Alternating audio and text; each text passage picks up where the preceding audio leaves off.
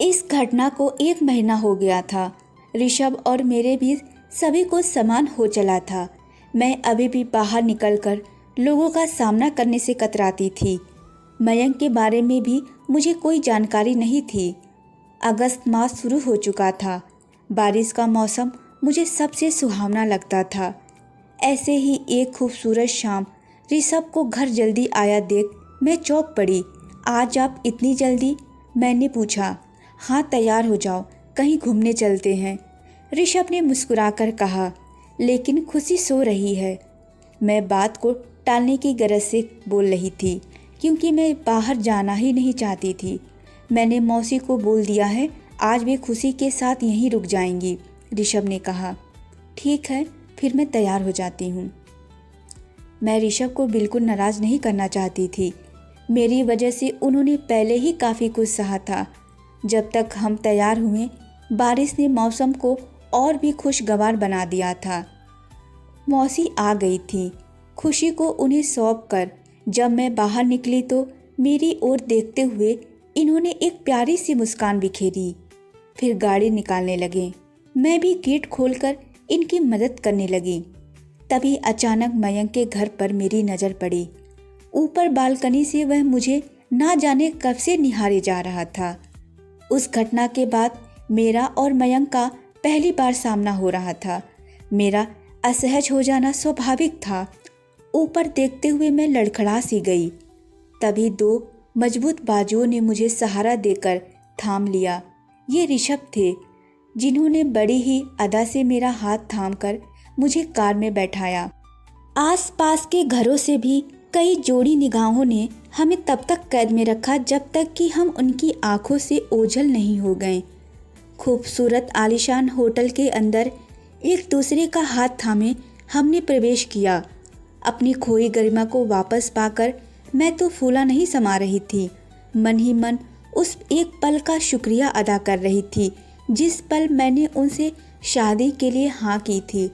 Hall की धीमी रोशनी में ऋषभ ने मुझे डांस के लिए इनवाइट किया, जिसे मैंने सहर्ष स्वीकार कर लिया। उनके सीने से लगकर डांस करते हुए मैं खुद को संसार की सबसे खुशहाल औरत समझ रही थी। कुछ देर बाद प्यारा सा डिनर करके हम होटल के उस कमरे में जाने लगे जो ऋषभ ने पहले से ही बुक किया हुआ था। ये सब करने की क्या ज़रूरत थी ऋषभ? काफ़ी समय बाद मैंने उनसे उनके नाम से पुकारा। अंदर तो आओ, कहकर ऋषभ ने मुझे अपनी बाहों में उठा लिया। अरे ये आप क्या कर रहे हैं? सब हमें देख रहे हैं, मैंने शर्माते हुए कहा। देखने दो, इन्हें भी तो मालूम हो कि हमारी शारीके हयात कितनी खूबसूरत हैं। अंदर आकर इन्होंने मुझे बेड पर लिटाते हुए कहा। उसके बाद अपनी जेब से एक छोटा सा गिफ्ट निकालकर बड़े ही रोमांटिक अंदाज में मुझे पेश किया। उसमें से हार्ट शेप की एक डायमंड रिंग निकालकर इन्होंने मुझे पहना दी। थैंक यू ऋषभ, कहकर मैं इनके गले से लग गई। मेरी आंखें आंसू से भीगी हुई थीं। अपनी पीठ पर गीलेपन का एहसास होते ही इन्होंने मेरा चेहरा हाथों में थाम लिया। ये क्या, तुम रो रही हो? मैंने तुम्हें बहुत दुख पहुंचाया है ऋषभ। किस मुंह से माफ़ी मांगूं? बस मीनू, अब इस टॉपिक को आज के बाद यहीं ख़त्म कर दो। तुम मेरी प्रेयसी प्रेरणा सभी कुछ हो। तुम्हें घर लाकर मैंने कोई एहसान नहीं किया। बस अब तुम्हें देने की कोशिश कर रहा हूँ जिसकी तुम हकदार हो।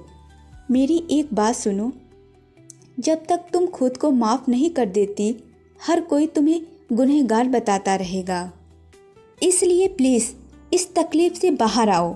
मैं तुम्हें इस तरह आत्मग्लानि में जीते नहीं देख सकता, कहकर ऋषभ ने मुझे अपने सीने से लगा लिया। उस खूबसूरत रात उन पवित्र बाहों के आगोश में जाने कितने समय बाद मुझे चैन की नींद आई। दूसरा पूरा दिन भी हम होटल में ही रुके।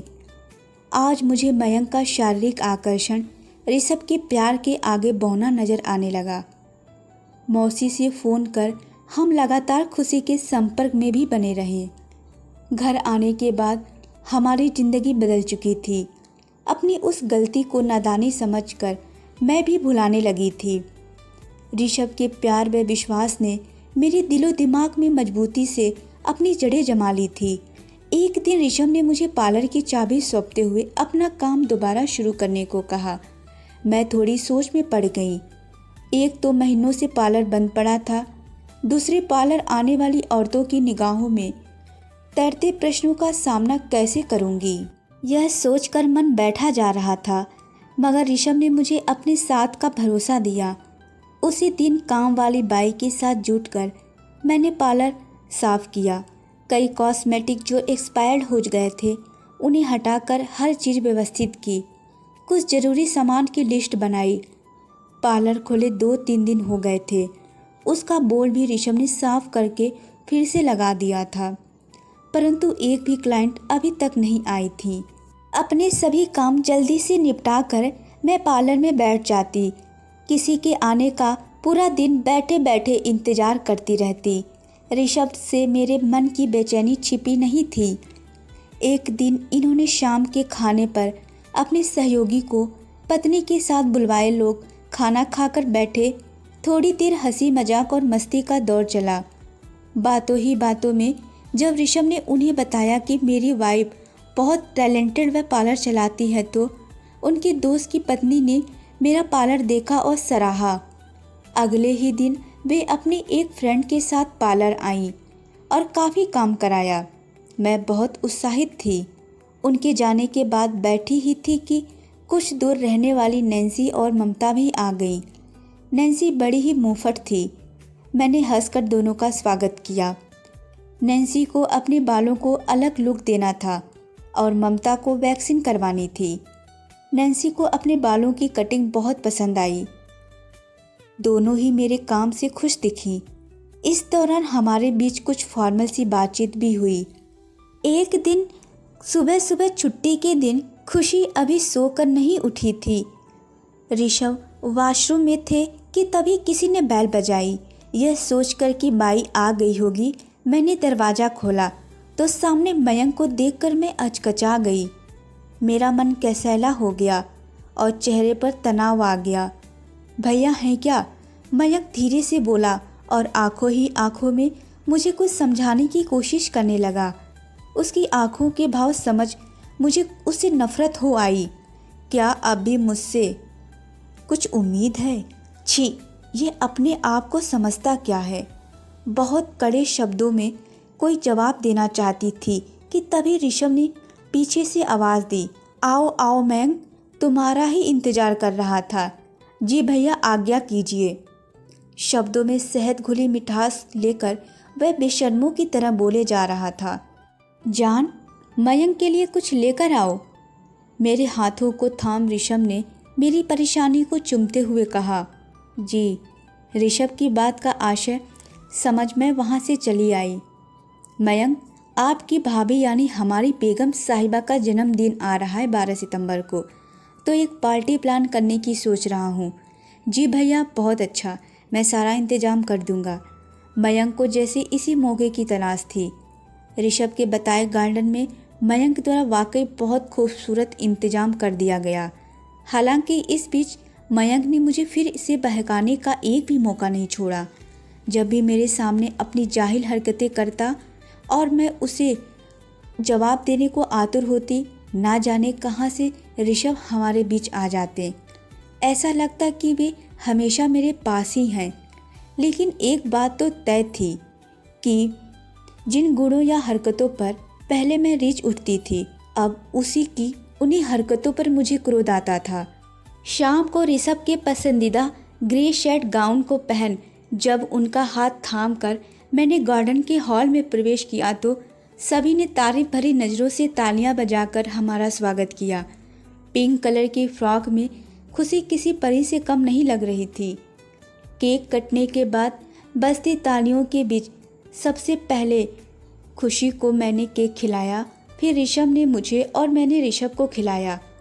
तभी अचानक लाइट के चले जाने से जो जहाँ था वहीं खड़ा रह गया। किसी को कुछ दिखाई नहीं दे रहा था। कई लोगों की मिली-जुली आवाज़ें कानों में आ रही थी कि सहसा किसी ने मेरा हाथ पकड़ा और मुझे एक और ले चला। एक पल तो मैं समझ नहीं पाई, फिर उन हाथों की छुअन का एहसास होते ही मैंने उस व्यक्ति के गालों पर एक झन्नाटेदार थप्पड़ रसीद कर दे दिया। तभी लाइट आ गई। मेरा अंदाज़ा बिल्कुल सही था, यह मयंक ही था जिसने लाइट जाने का फ़ायदा उठाने की कोशिश की थी। फिर मैंने मयंक को खूब खरी खोटी सुनाई। मेरे मन में उसके प्रति जितना क्रोध था, सारा मेरी ज़बान पर आ गया।